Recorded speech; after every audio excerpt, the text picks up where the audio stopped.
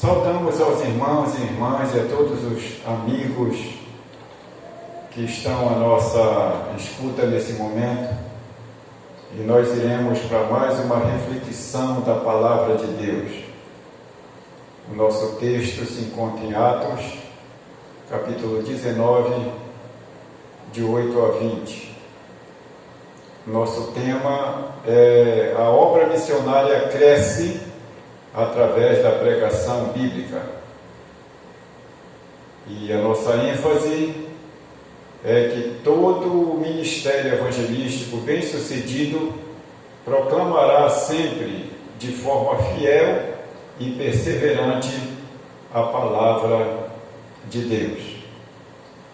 Vamos ler os versos de 8 a 10. Atos 19, de 8 a 10. Paulo na escola de Tirano. Durante 3 meses, Paulo frequentou a sinagoga, onde falava ousadamente, dissertando e persuadindo com respeito ao reino de Deus, visto que alguns deles se mostravam empedernidos e descrentes, falando mal do caminho diante da multidão. Paulo, apartando-se deles, separou os discípulos, passando a discorrer diariamente na escola de Tirano. Durou isto por espaço de 2 anos, dando ensejo a que todos os habitantes da Ásia ouvissem a palavra do Senhor, tanto judeus como gregos. Que Deus abençoe a nossa leitura, a leitura da palavra do Senhor esta noite, e que Deus esteja abençoando também a sua vida nesse momento. Em Éfeso, pela segunda vez, nos capítulos 18, 19 a 21, Paulo se lança de maneira íntegra ao ministério da palavra de Deus. E uma vez se lançando ao ministério, nós vamos ver aqui nessa perícope de Atos, capítulo 19, de 8 a 20, que a obra missionária cresce através da pregação bíblica, através da exposição da palavra de Deus. Dessa forma, podemos dizer que todo missionário bem-sucedido proclamará sempre de forma fiel e perseverante a palavra de Deus. O presente texto nos mostra, pelo menos na nossa visão, 7 marcas de uma pregação que tem por base a palavra de Deus. E a primeira marca é que essa pregação é anunciada em todos os lugares. Nós podemos ver aí que, dos versos 8 e 9, que Paulo anunciava essa mensagem em todos os lugares. Em primeiro lugar, ele anunciava essa palavra nos lugares costumeiros, nas sinagogas, como Paulo costumava fazer. E as sinagogas, nós sabemos que era um lugar onde os judeus estudavam a palavra de Deus, onde durante o cativeiro e depois do cativeiro babilônico, no final do cativeiro em 440, com Esdras, Neemias e Zorobabel, 440 a.C., os judeus que não voltaram para Judá, eles se espalharam no mundo todo, e alguns ficaram na Babilônia também, mas se espalharam no Oriente e Ocidente, e nas cidades ou vilas onde haviam mais de 10 judeus, havia uma sinagoga. E quando Paulo se converte, ele como judeu, como mestre e fariseu, ele se lança em primeiro lugar a pregar para os judeus. E depois, a partir da primeira viagem missionária, depois que há o concílio em Jerusalém, então Paulo e Barnabé, juntamente com Timóteo e Silas e Lucas, eles vão mais para os gregos. E Pedro, Tiago e Barnabé vão para os judeus. Em lugares selecionados, Paulo aqui vai pregar numa escola chamada de Escola de Tirano. Há duas teorias a respeito dessa escola. Para alguns expoentes do Novo Testamento, Tirano é um homem, é o dono de uma academia, de uma escola de filosofia, do livre pensamento. Para outros, Tirano era uma escola famosa num bairro com esse nome, na cidade de Éfeso. O nome do lugar seria Tirano, né? Em homenagem, talvez, à posse desse lugar, dessa terra, desse bairro, que foi através de injustiça e uma guerra entre aí 200 e 250 antes de Cristo. Mas o certo é que Paulo pregava nesses lugares selecionados, nos mais diferentes lugares, na beira de um rio, como podemos ver em Filipos, né, em Atos 16:13, quando ele prega e Lídia se converte, e também em praça pública, como em Atenas, no capítulo 17, verso 17, e também no lugar de grande discussão filosófica e religiosa, no Areópago, em Atenas. Podemos ver isso em Atos 17, 22. Então, essa pregação é anunciada em todos os lugares. E aí podemos ver lugares costumeiros, sinagogas, em lugares selecionados, na escola de Tirano e nos demais e diferentes lugares, como ele pregou em Atenas e até à beira de um rio em Filipos. A segunda ideia que temos é que essa pregação é anunciada sem limite de tempo. Podemos ver isso nos versos 8 a 10. Nós podemos ver aqui no verso 10. Aqui nós temos aqui um tempo. E nós podemos ver que essa pregação ela durou 3 meses na primeira investida. Depois ela dura 2 anos, e depois essa pregação, de uma vez só, ela vai por várias horas. No verso 20, por exemplo, podemos ver que Paulo prega em Troade, e Eutico cai da janela, né, de uma casa. E Paulo precisava viajar, mas precisava pregar todo o desígnio de Deus. E a Bíblia diz que já passava da meia-noite quando isso aconteceu. Então, essa pregação é anunciada sem limite de tempo. E não que os nossos cultos não tenham um tempo determinado, mas para um missionário que chega em determinado lugar, e há pessoas que não querem ouvir a palavra, mas há pessoas que querem ouvir, então essa mensagem, essa pregação, ela pode ficar um pouco longa, dependendo da necessidade. Em terceiro lugar, essa pregação é anunciada com ousadia.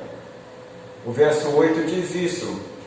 De forma vigorosa, com entusiasmo, essa mensagem deve ser anunciada. De forma dissertativa, ou seja, apresentada de maneira apologética, é o que diz o verso 8. De forma persuasiva, ou seja, fazendo aplicações à vida dos ouvintes, respondendo, tendo um feedback se os ouvintes haviam entendido ou não. Parece que em determinados momentos isso acontecia.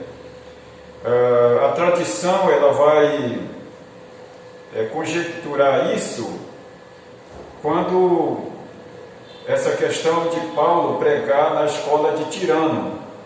Provavelmente essa escola, pela manhã, ela atendia os alunos de filosofia e à tarde ela era cedida para Paulo. Esse espaço era cedido para Paulo para que ele anunciasse o Evangelho. E a Bíblia diz que todos os dias ele fez isso por cerca de 2 anos, por cerca de 3 meses também. E de forma persuasiva, fazendo aplicações à vida dos ouvintes, podemos ver isso. Então, o Evangelho não é que a persuasão esteja no controle do pregador, do orador, que isso também é importante, que o pregador articule bem a palavra, mas nós entendemos que o poder, quem convence é o Espírito Santo. Daí a ideia de persuasão. Em quarto lugar, essa pregação é anunciada a todos. Podemos ver o verso 9 e 10. Durou isso por espaço de 2 anos, dando anseio a que todos os habitantes da Ásia ouvissem a palavra do Senhor, tanto judeus como gregos. Isso aqui, de maneira histórica, é comprovado que a igreja de Éfeso, as 7 igrejas da Ásia, elas vão surgir a partir do crescimento do Evangelho em Éfeso, aqui onde se localiza a nossa leitura. Então a igreja de Éfeso surgiu desse ministério. Todos os habitantes da Ásia ouviram o Evangelho. O verso 10 e o verso 26. E também Colossenses 1,6 diz o seguinte: que chegou até vós, como também a todo mundo está produzindo fruto e crescendo, tal qual acontece entre vós. Paulo está dizendo aos Colossenses que em todo mundo também está chegando esse avivamento através da pregação. Todos, sem distinção, ouviram a mensagem, tanto judeus quanto gregos. O verso 10 diz isso. E dando ensejo a todos os habitantes da Ásia, que eles ouvissem a palavra do Senhor e fossem convertidos em nome de Jesus. Em quinto lugar, nós podemos ver que essa pregação, ela é anunciada com efeitos extraordinários. Podemos ver isso do verso 11 ao verso 16. Essa pregação é anunciada com milagres e maravilhas. Podemos ver em Lucas 8,44 a cura da mulher enferma, que há 12 anos sofria de uma hemorragia. E vocês sabem que ao tocar com fé na vestimenta de Cristo, ela foi curada. Em Atos 5, verso 15, diz que os apóstolos faziam muitos milagres, curando vários enfermos. E aqui nos versos 11 e 12, diz que Deus, pelas mãos de Paulo, fazia milagres extraordinários, a ponto de levarem os enfermos lençóis e aventais do seu uso pessoal, e diante dos quais as enfermidades fugiam das suas vítimas. E assim também os espíritos malignos se retiravam. Essa pregação revela os cristãos genuínos e os falsos. Os versos 13 e 15 vão mostrar isso. Que alguns judeus exorcistas ambulantes, no caso 7 filhos de um sacerdote chamado Seva, tentaram invocar o nome do Senhor Jesus sobre os possessos.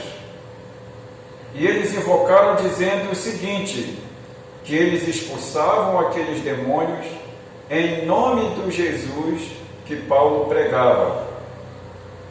E em uma das casas, uma das pessoas possessas, o demônio se revolta contra eles e diz as seguintes palavras: conheço Paulo e sei quem é Jesus, mas vocês não conhecemos.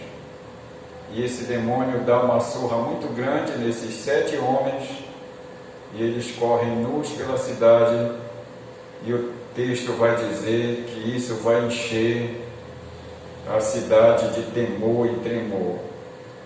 Muitos creram e foram libertos de seus pecados. Verso 18 e 19. Muitos creram e confessaram publicamente o seu pecado e reuniram seus livros de ocultismo e os queimavam. Que maravilha! Isso é a glória de Deus. Então essa pregação ela é anunciada provocando reações. Alguns se tornam insensíveis, descrentes e falam mal do Evangelho. E outros aceitam o Evangelho. É o nosso sexto ponto. Essa pregação é anunciada provocando reações. É aqui o caso. Alguns se tornaram insensíveis, descrentes e falaram mal do Evangelho. E outros tiveram seus corações endurecidos. Mas nem por isso Paulo deixou de pregar. Outros ficavam cheios de temor diante do testemunho da ação de Deus. Podemos ver isso em Atos 17, no versículo 17, digo. E em Atos 5, 11, que sobreveio grande temor a toda a igreja e a todos quantos ouviram a notícia desses acontecimentos. É o caso da cura do paralítico, é o caso da expulsação de vários, da cura de vários enfermos e o castigo de morte sobre a vida de Safira e Ananias. Muitos creram e foram libertos de seus pecados, versos 18 e 20. Muitos creram e confessaram publicamente o seu pecado e reuniram seus livros de ocultismo e os queimaram. Isso aqui é interessante porque o Evangelho genuíno, ele não é sincrético, ele não mistura deuses, ele apresenta um único mediador entre Deus e os homens, Jesus Cristo. Ele apresenta o único fiel depositário da salvação, que é Cristo. Ele apresenta o único que pode abrir os nossos corações e deixá-los sensíveis, que é o Espírito Santo através da palavra de Deus. E essa reação nós podemos ver que acontece hoje em nosso meio. Nós temos aí dentro dos movimentos evangélicos e também no nosso Brasil e no mundo todo, pessoas que de fato são porta-vozes do Evangelho, mas outros infelizmente são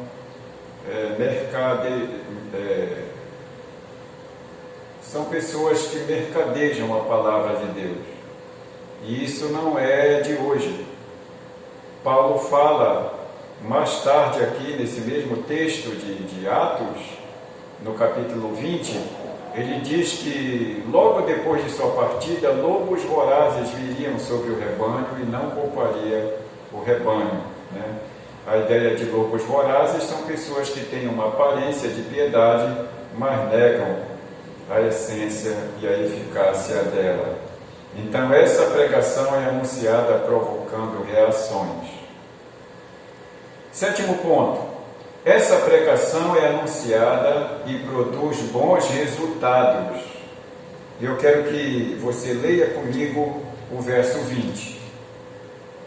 Diz assim a palavra do Senhor: assim a palavra do Senhor crescia e prevalecia poderosamente. Então, essa pregação, quando ela é anunciada e que ela produz bons frutos, em primeiro lugar, essa pregação engrandece o nome de Jesus. O verso 17 diz isso.